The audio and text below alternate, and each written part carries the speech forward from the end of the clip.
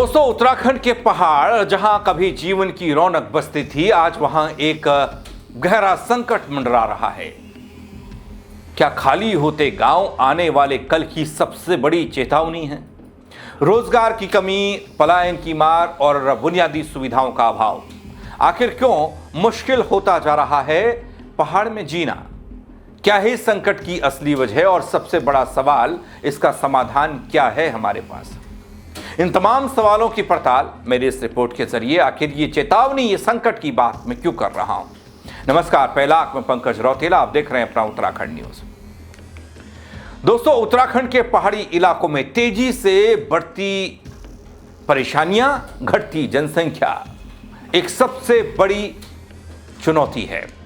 दोस्तों, उत्तराखंड के पहाड़ी इलाकों में जनसंख्या का गिरना, आर्थिकी का गिरना तमाम तरह की आने वाले भविष्य की चुनौतियों की आहट को आज बतला रहा है। एक गंभीर सामाजिक और आर्थिक चुनौती बनता जा रहा है। खासतौर पर पर्वतीय जिलों में गांव लगातार खाली हो रहे हैं, जैसा हम सब जानते हैं, उत्तराखंड वाले जानते हैं। रोजगार, शिक्षा और स्वास्थ्य सुविधाओं की कमी के चलते लोग बेहतर भविष्य की तलाश कर रहे हैं, मैदानी, शहरी और पलायन कर रहे हैं। मैदानी इलाकों की तरफ उनका रुझान जाता है। इसका सीधा असर दोस्तों पहाड़ के विकास पर पड़ता है और सामाजिक ढांचे पर पड़ता है। ताना बाना सब बिगड़ रहा है। क्योंकि जैसा कि 2027 का प्रिडिक्टेड पॉपुलेशन हम देख रहे हैं कि -4% जो है 9 पहाड़ी जिलों की हो रही है।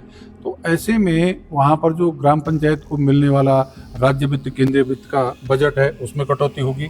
जो नगरीय क्षेत्र जो पहाड़ के हैं उनमें भी बजट में कटौती होगी। और उसके साथ साथ प्रधानमंत्री ग्राम सड़क योजना से लेकर के जो जनसंख्या आधारित भारत सरकार, राज्य सरकार की अलग अलग विभागों के बजट है, वो सब कटौती हो गए। पहाड़ का विकास अवरुद्ध होगा।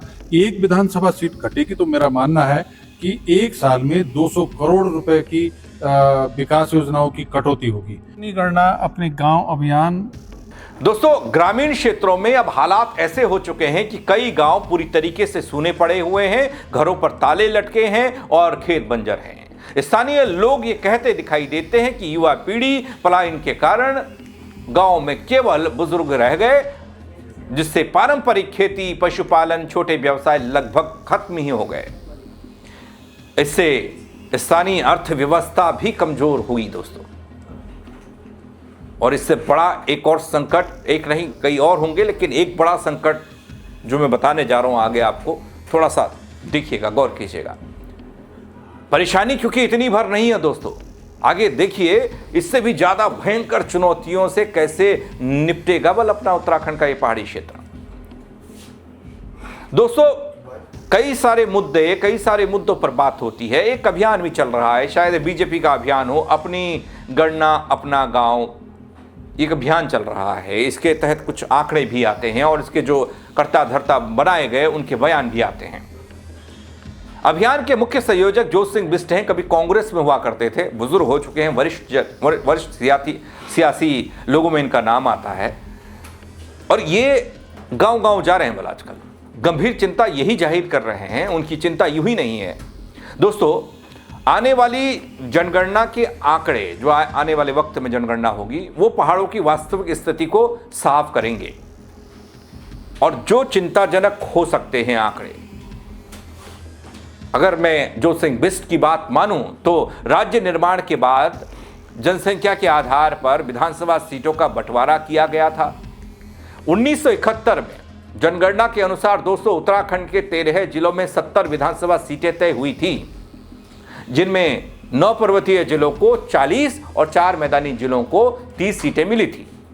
लेकिन 2001 की जनगणना के बाद यह संतुलन बदल गया और पर्वतीय जिलों की सीटें घट गईं, 34 रह गई, जबकि मैदानी क्षेत्रों की संख्या में, विधानसभा क्षेत्रों की संख्या में इजाफा हुआ, उसने प्रभावित किया। दोस्तों, इससे पहले जो 2011 की जनगणना है, उस जनगणना को अगर आप देखेंगे, उसे बुनियाद बनाएंगे तो इससे कुछ उदाहरण हमारे सामने आते हैं। जैसे कि टिहरी जिले की जनसंख्या में करीब 5% और पौड़ी में लगभग 10% की गिरावट दर्ज की गई थी। वहीं दूसरी ओर मैदानी क्षेत्रों में जनसंख्या लगभग 18% तक बढ़ गई थी। ये असंतुलन आने वाले समय में संसाधनों और राजनीतिक प्रतिनिधित्व पर भी गहरा असर डालने वाला है। अब मैं आपको आगे बताता हूं कैसे पहाड़ों के विकास पर असर पड़ेगा। दोस्तों, अगर इसी तरह पलायन जारी रहा, ऐसा ही संकट बना रहा, तो भविष्य में ग्रामीण क्षेत्रों के बजट में कटौती हो सकती है। जाहिर सी बात है, विधानसभा सीटों की संख्या भी कम हो सकती है, जिसमें पहाड़ों के विकास पर और ज्यादा नकारात्मक प्रभाव पड़ेगा। पहाड़ के लोग सरकारी योजनाओं का फायदा नहीं ले पाएंगे। हर योजना के लिए दोस्तों एक सीमित जनसंख्या का दायरा तय होता है, और ऐसे में यदि जनसंख्या में कमी आती है तो पहाड़ों का विकास नहीं हो पाएगा। जो जनगणना के बाद आगामी विधानसभा लोकसभा का परिसीमन होगा, उसमें जो पर्वतीय क्षेत्र की हिस्सेदारी है उसको बचाने की मुहिम है कि हमारे प्रवासी भाई जो अलग अलग कारणों से पलायन करके अपने गांव से बाहर मैदानी क्षेत्रों में रहते हैं, दूसरे राज्यों में रहते हैं, उनको वापस जनगणना के लिए फरवरी 2027 में अपने गांव में बुला करके गांव में जो जनसंख्या की कटौती हो रही है पर्वतीय जिलों में, तो उस पर कैसे हम रोक लगा सकते हैं, एक नागरिक के रूप में हमारी क्या भूमिका होनी चाहिए, इस उद्देश्य से इस अभियान को हम चला रहे हैं। दोस्तों, 2027 की बात हो रही है, चुनाव की भी और जनगणना की भी। अब कुछ जनगणना फॉर्मली, कुछ जैसे ये चल रहा है, इस तरह के अभियान चल ही रहे हैं। लोग अपना अपना पासा फिट कर रहे हैं, कहाँ कितने लोग हैं, कितनों पर पकड़ है, कौन किसके साथ है। इसी तरह ये कहा जा रहा है कि 2027 की जनगणना पूरी तरीके से डिजिटल और पेपरलेस होने वाली है, जिससे डेटा जल्दी मौजूद होगा। पहले खूब लिखा पढ़ी होती थी। दोस्तों, लॉकडाउन के दौरान ये देखा गया कि करीब 8 लाख लोग अपने गांव लौट आए, उत्तराखंड लौट आए। ये कुछ आंकड़े कहते हैं। स्थानीय स्तर पर नवाचार भी किया गया।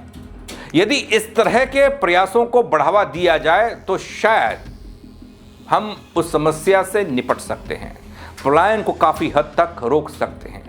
दोस्तों, सरकार से बार बार ये मांग की जाती रही है कि चाहे वो कांग्रेस की सरकार रही हो या मौजूदा बीजेपी की सरकार पिछले 9 साल से, ग्रामीण जनगणना के प्रति जागरूकता बढ़नी चाहिए, बढ़ाई जानी चाहिए। सांस्कृतिक माध्यमों जैसे कथावाचकों के जरिए, गीतकारों के जरिए, स्टेज कलाकारों का सहारा लिया जाए, तो फोकस होना चाहिए लोगों को फिर से जोड़ने का, जो लोग बिखर गए हैं उत्तराखंड से। दोस्तों, ये स्थिति ये साफ करती है कि उत्तराखंड के पहाड़ों से हो रहा ये पलायन केवल जनसंख्या का मुद्दा नहीं रहा, बल्कि ये विकास, संस्कृति, अस्तित्व से जुड़ा एक सवाल बन चुका है। और वो सवाल कौंध रहा है, उछल रहा है, कूद रहा है, फफड़ा रहा है कि इस समस्या का समाधान कब निकलेगा और कैसे निकलेगा। आने वाले वक्त में ये पहाड़ी जिले सारे खाली हो जाएंगे। मैदानी इलाकों में इतना दबाव जो हम देख रहे हैं अभी से पड़ता दिख रहा है, वो बढ़ेगा। उससे ज़्यादा और कुछ नहीं, लोग फिर बाहर, उत्तराखंड से बाहर अपना आशियाना देखेंगे। यदि दोस्तों समय रहते ठोस कदम नहीं उठाए गए तो आने वाले साल में पहाड़ों की पहचान और संतुलन दोनों पर बड़ा संकट है। और इस संकट हो भी क्यों ना, और सियासी नजरिए से भी है। विधानसभा की सीटें कम होंगी तो नेताओं का वैसे ही पहुंचना, पहाड़ चढ़ना कम रहता है, अधिकारियों का फिर और कम हो जाएगा। योजनाओं के लाभ के मामले में पहाड़ पिछड़ जाएगा। ऐसा नहीं है कि उत्तराखंड तरक्की नहीं, आगे नहीं बढ़ेगा। दबाव हरिद्वार, ऋषिकेश, काठगोदाम, हल्द्वानी, ऊधम सिंह नगर, रुड़की, इन इलाकों में ज़्यादा पड़ रहा है। चलिए, एक सीमित दायरे में सब लोग बस भी जाए, आ भी जाए, रह भी जाए, लेकिन सारा का सारा पहाड़ मैदान में फिट नहीं हो सकता, वो भी उत्तराखंड के अंदर। हाँ, दिल्ली, बम्बई, कलकत्ता कहीं और हो तो बात अलग है, लेकिन वो भी नुकसानदेह है। अब क्या कहेंगे इन आंकड़ों को लेकर और इस तस्वीर और इस संकट को लेकर, जो शायद आज हमें नहीं दिखता, आने वाले वक्त में ज़रूर हमारे सामने आकर खड़ा हो जाएगा। अपनी राय ज़रूर दीजिएगा दोस्तों, कमेंट के जरिए शेयर कीजिएगा इस खबर को, लोग भी अपनी परेशानी बता पाएँ और समाधान बता पाएँ कि इसका समाधान क्या होगा, कौन सी सरकार कर सकती है, कैसे कर सकती है। फेसबुक पर देख रहे हैं तो फॉलो जरूर कीजिएगा दोस्तों, यूट्यूब पर सब्सक्राइब कीजिएगा। मेरे साथ जुड़ने के लिए फिर से बहुत शुक्रिया। जय उत्तराखंड।